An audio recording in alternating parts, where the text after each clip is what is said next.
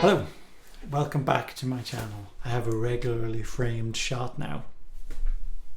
At the beginning of June, I set myself the challenge of running 170 kilometers, and I thought that would be a great way of coinciding an extra challenge of trying to upskill on my video making, get some more videos here on my channel on YouTube. So I thought, why not? I'm going to document 30 days of running and daily musician-y life stuff. So this is a video about how I am getting on with that process.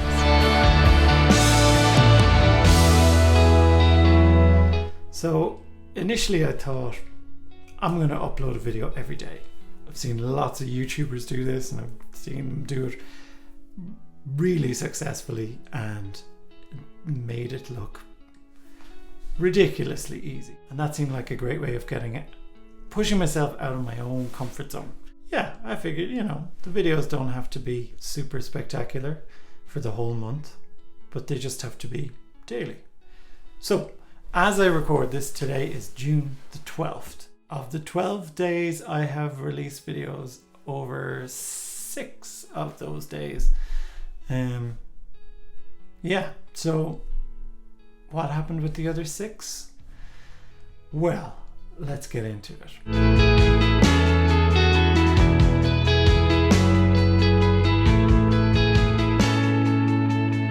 First of all, storage space. I had the great idea that I was going to shoot everything in 4K and make it look ridiculously nice and polished and cool.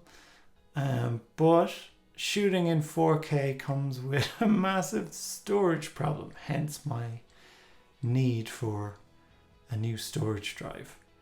I had 2 external hard drives and they filled up within the last 10 days. So that was all from doing projects that ended up being like 40 or 50 gigs of footage. And they weren't even long videos. They may be like 3 or 4 minutes. So yes, shooting in 4K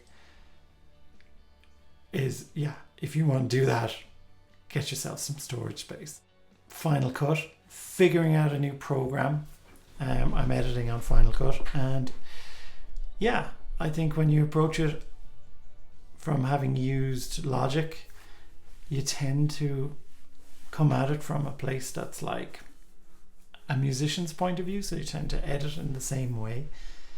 But Final Cut is a little bit different, so it's a big learning curve. I had a trip home a couple of weekends ago and I shot all on my phone and edited all on my phone, which is doable, but again, brings up its own tricky things. Charge your batteries. That includes your phone and your camera battery. So many times you think, I'm going to go out and shoot something, and your battery's low, and it's like, bah. I'm going to throw in choosing shots into this one as well, because the choice of shots is that's something I think that I'm going to continue to learn for evermore. You can't wake up and decide how to shoot video and what's going to look good and all, but it does take time when you've shot a load of video over the course of a day and you bring home all your footage and most of it just looks pretty crap, which is a bummer. And the settings, check your settings. I had so many days where I shot on my phone or on my camera here and my settings were off, the white balance would be off, or I wasn't recording audio, or my time lapses were too short or too quick or in the wrong place. The amount of things to remember is it's a lot bigger than just when you're making music. Maybe I should write a list.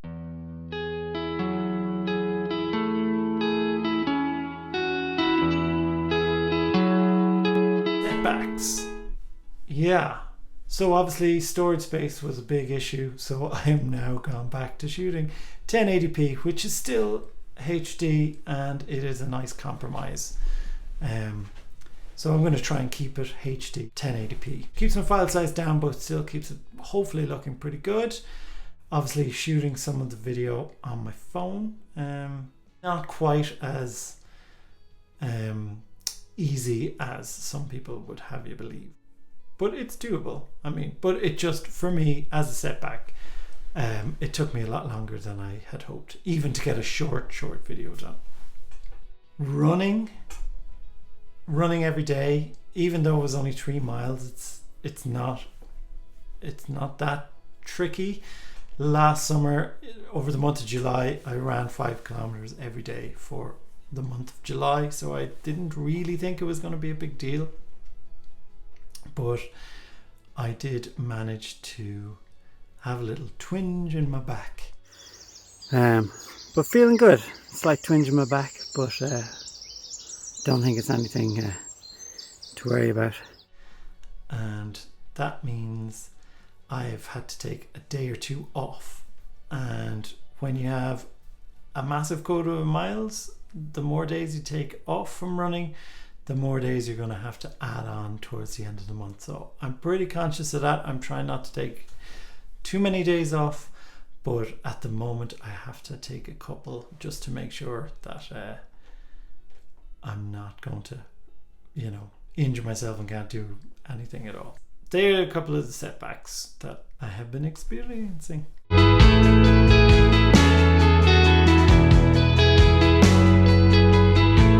I get out of these little challenges and things of test yourself is all about mindset and the meaning of challenge.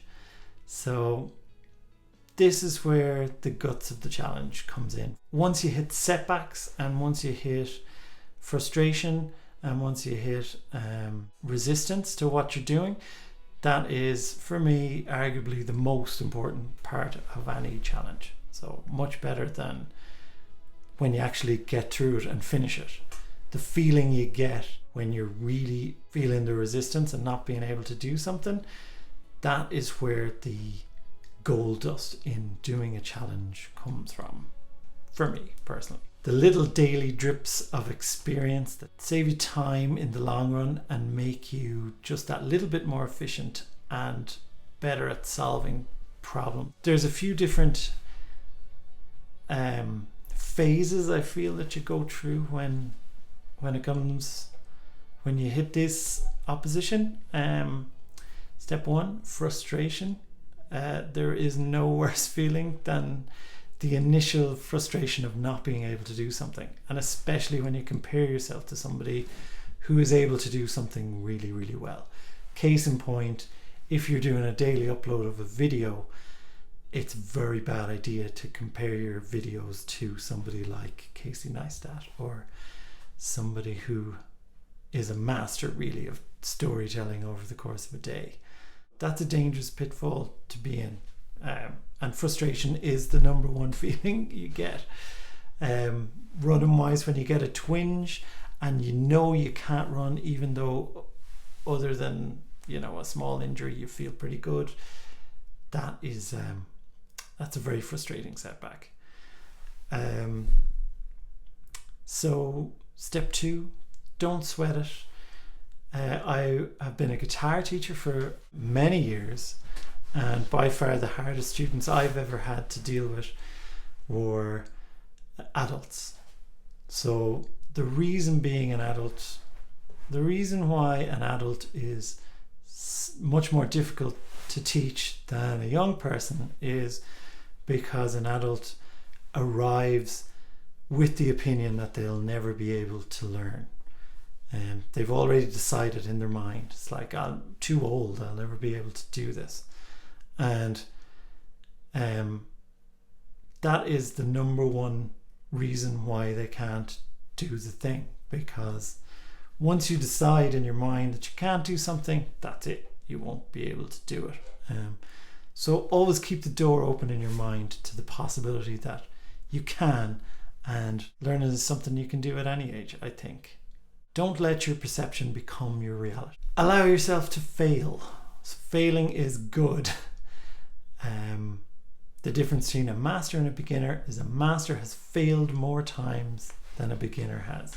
It just means that they've done the thing more often, and more often than not, they've done the thing badly more often. And being cool with doing things badly. So case in point was the other day when I put out a video and it had one of the shots was out of focus. I was totally blurry in the shot, and I still used it anyway because I hadn't filmed enough to make the video make sense. So, and sometimes your failures can become your biggest assets. There are things you're going to look back on as a failure that will that you'll maybe use in the future. You are not what you do. So this is a really, really big one for me, and I think it stands for a lot of musicians as well, is that you identify your sense of well-being with how well you do the thing that you think you identify with. So I'm a musician, therefore if I don't play well, I'm a bad person, which brings with it all kinds of problems when you try and release things, or when you try and put something out, or you try and make something. I'm trying more and more to be less personally attached to what I do, and once it's done, to move on from it and not have it be attached to how I feel about myself afterwards. That isn't to say that you don't put your attention and your effort into your work. That just means that try not to define yourself as the quality of your work. I've avoided publishing things so often because of this exact feeling. So ultimately, that is what this challenge is for me. Overcoming the discomfort of being okay with not being able to do something. So not being able to run, not being able to make videos, not being able to upload every day, not being able to tell stories visually in the way I'd like. So that's where I am at the moment of my 30-day experiment. What's next is I'm still going to try and upload daily. I'm going to fill in my miles for the month, so it might mean I have a big run coming up, and that's okay. I will deal with that. Yeah, I think when you find yourself lost in the weeds this early on in an experience, I think that's a good thing, and I think it's time to embrace that feeling. And thanks for watching if you've made it this far in the video. Yeah, I hope you got something out of it. I certainly have, making these videos so far. So yeah, I will see you on the next one. Yeah, if you're feeling it, please give a like and a subscribe and ring the bell.